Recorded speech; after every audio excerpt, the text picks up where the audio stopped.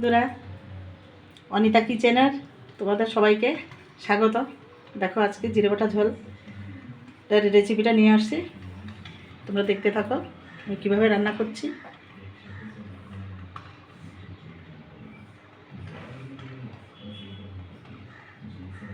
সবজিগুলোর মধ্যে আমাদের প্রথমেই লাগছে এখানে পালং শাক। ছোট ছোট পালং শাক নিয়েছি। এর লাগবে ডগাগুলো, শুধু ডগাগুলো আমরা দেখো কেটে নিয়েছি। এদিকে আমাদের আরও লাগছে পাঁচমিশালি সবজির মধ্যে রয়েছে পেঁপে, এখানে রয়েছে ওলকপি, তোমরা অনেকে শালগম বলো, রয়েছে আলু, সবগুলো সবজি। এখন আমরা এই পাশে আরও সবজি রয়েছে, যেমন সিম। এটা কিন্তু আমাদের গাছের সিম, স্বাস্থ্যকর একদম, হাইব্রিড ছাড়া। এখানে রয়েছে ফুলকপি, দেখো গোটা গোটা কেটে নিয়েছি।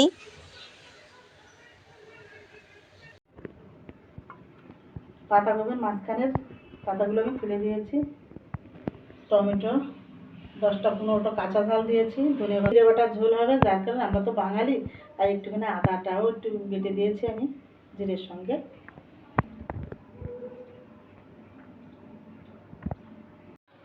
কড়াইটা গরম করতে দেব, কড়াইটা দিয়ে দিলাম।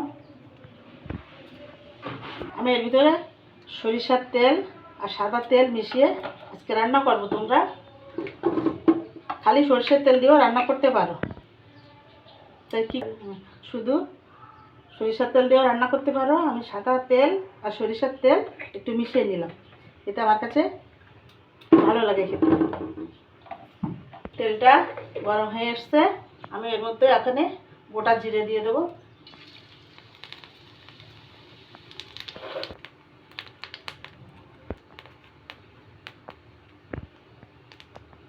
এটা একটু ভাজা ভাজা হয়ে গেলে এর ভিতর গোটা 4-5টা শুকনো ঝাল দিয়ে দিলাম।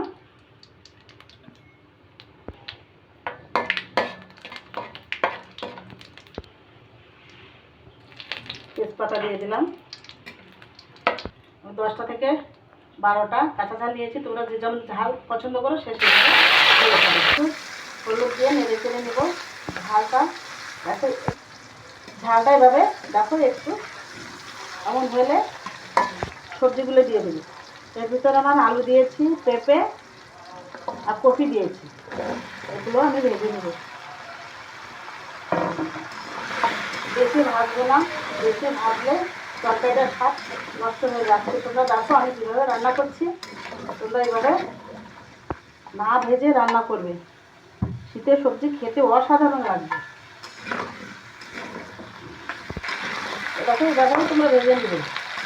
আমি কিন্তু ভাজিনি, দেখো কাঁচা কাঁচা আছে। এখন এর মধ্যে অন্য সবজিগুলো অ্যাড করে দেবো। তখন তারপরে ফুলকপিটা দিয়ে দিচ্ছি।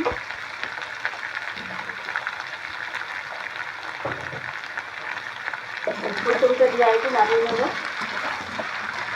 সামান্য এক একটা একটু কষিয়ে নেবো, কষে মশলাটা দিয়ে দেবো।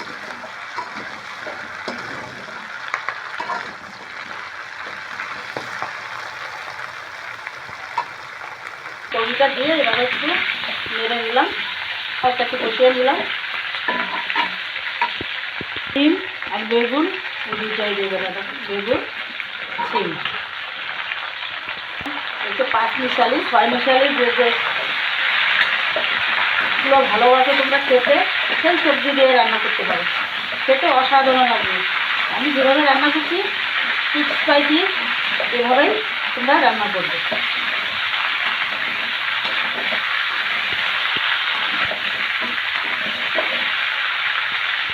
মশলাটা দিয়ে দেবো।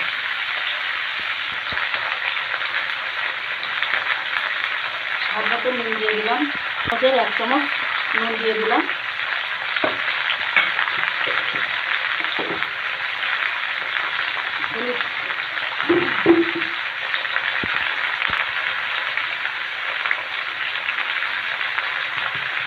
পরিমাণ মতো হলুদ দিয়ে দিলাম। ঝাল অ্যাড করবো না, শুধু কাঁচা ঝাল দিয়ে রান্না করবো। হচ্ছে জিরে বাটার ঝোল, শুধু কাঁচা লঙ্কা দিয়ে রান্না করতে হবে। এই কালারটা স্পাইসি হবে না, সাদা সাদা হয় তরকারিটা। শীতের মৌসুমের সবজিটা খেতেও যে দারুণ লাগে আমার কাছে। তোমরা রান্না করে খেয়ে দেখো। ওখানে দেখো মাছটার পাতাকপিগুলো রেখে দিয়েছিলাম, এই পাতাকপিটা দিয়ে দিলাম।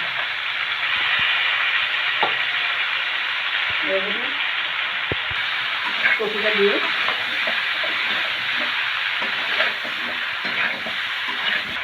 দেখো সেই জিরে বাটার ঝোল রান্না বলতে জিরে, আমরা বাঙালি তো আমি এর ভিতরে একটুখানি আদা দিয়ে দিয়েছি। খালি জিরে দিয়ে রান্না করি, শুধু জিরে দিয়ে রান্না করলে এটা খেতে ভালো লাগে। আমার একটু নেড়ে চেড়ে নেবো। এই যে জিরের গন্ধটা একটু কাঁচা কাঁচা গন্ধ থাকবে, ওই জিরের গন্ধটা একটু ভালো হবে। তোমরা গুঁড়োটা দিবে না, জিরেটা বেটে নেবে। গুঁড়োর মধ্যে অনেক ওটা মিশিয়ে দেয়, ততটা খেতে ভালো লাগে না। কিন্তু এটা বাটা করে দিলে এটা খেতে নিয়েছি। তোমরা একটু বেটে নেবে। আমি এখানে জাস্ট জলটা দিয়ে দেবো।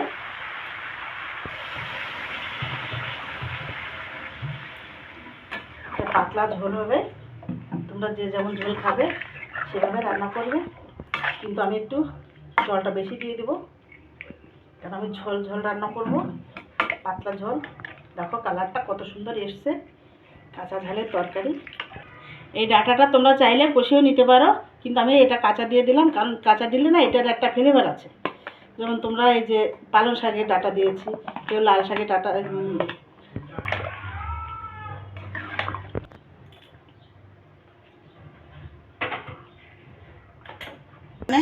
ঢাকনা দিয়ে একে একটা ফুটিয়ে নেব।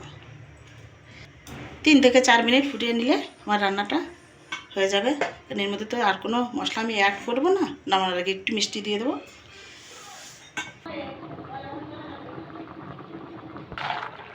আর তরকারিটা দেখো কি অসাধারণ হয়েছে,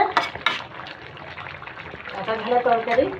ঝোলটা দেখো, কালারটাও এসছে ভালো। আমি এখন এর মধ্যে টমেটো করবো। তোমরা চাইলে এটা কষিয়ে দিতে পারো, কারণ আমি একটু বেশি করে টমেটো দিয়ে দিয়েছি, এখন ওই জন্য কষিয়ে দিলাম না। তা না হলে ঝোলটা একটু টকটক হয়ে যাবে, যার কারণ আমি নামানোর কিছু আগে এটা দিয়ে দেবো। এর মধ্যে আমি এখন সেন্টের জন্য একটু ধনে পাতা কুচিয়ে দিলাম। শীতকালীন সবজিতে ধনে পাতাটা দিলে ভালো লাগে, একটু স্বাদ বাড়ে। আর 1 চামচের মতো চিনি দিয়ে দিলাম।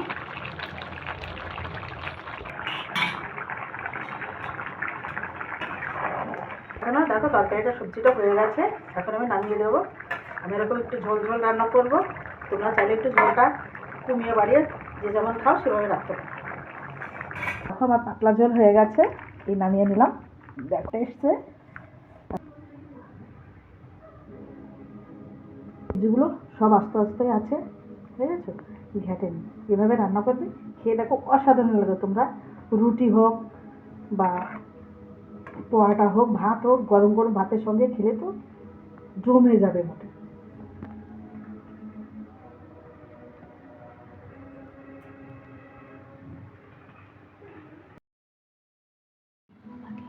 তাহলে আমার এই জিরে বাটা পাতলা ঝোলের রেসিপিটা তোমাদের কেমন লাগলো? যদি ভালো লাগে তাহলে লাইক, শেয়ার, কমেন্ট করো। একটা সাবস্ক্রাইব করে দিও।